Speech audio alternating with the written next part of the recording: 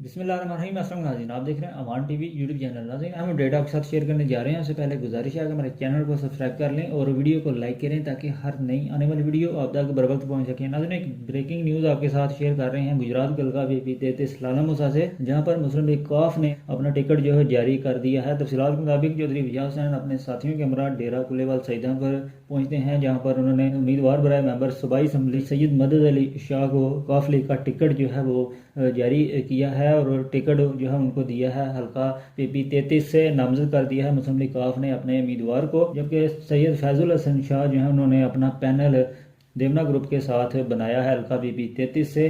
जबकि इस हल्का में तगड़े जो उम्मीदवार हैं मैदान में हैं, रनिया बरदरान हैं, कायरा बरदरान, कोटला बरदरान भी इस हल्का में जो है वो इलेक्शन कंटेस्ट कर रहे हैं।